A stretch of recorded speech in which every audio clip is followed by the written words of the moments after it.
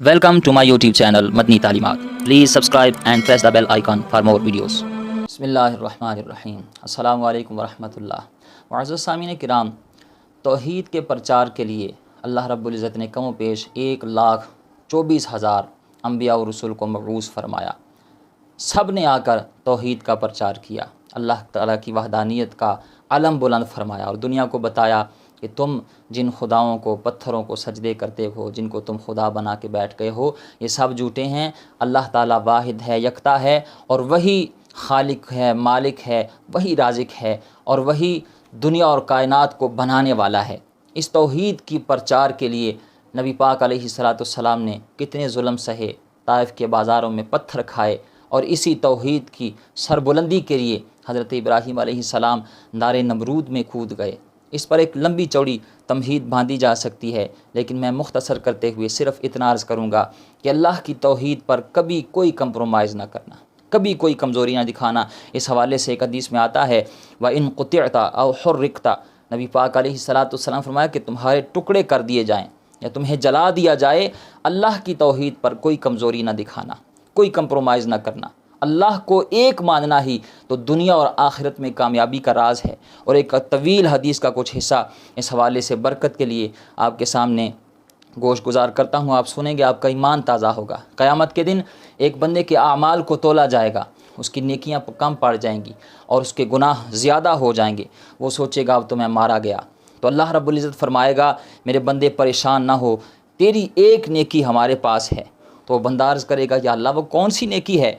तो फरिश्ता वो नेकी लेकर आएगा।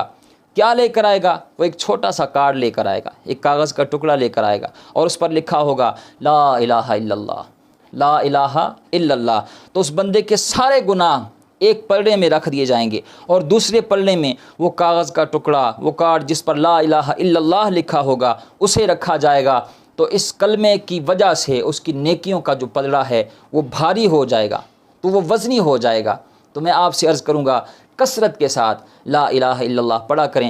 हुज़ूर अलैहिस्सलाम फरमाया, अफ़ज़लुल ज़िक्र ला इलाहा इल्लल्लाह, फरमाया कि सबसे अफजल ज़िक्र ला इलाहा इल्लल्लाह है। और एक हदीस में नबी मुकर्रम शफ़ी मुअज़्ज़म रहमत आलम सल्लल्लाहु तआला अलैहि वसल्लम ने क्या खूब इरशाद फरमाया।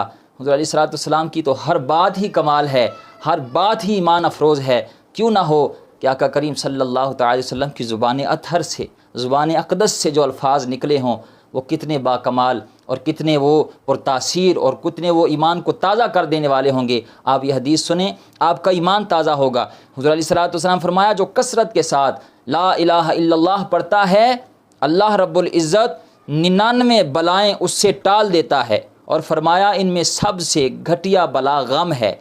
यानी जो कसरत के साथ ला इलाहा इल्लल्लाह पढ़ता है, अल्लाह ताला उसे गमों से, मुसीबतों से, परेशानियों से महफूज रखता है।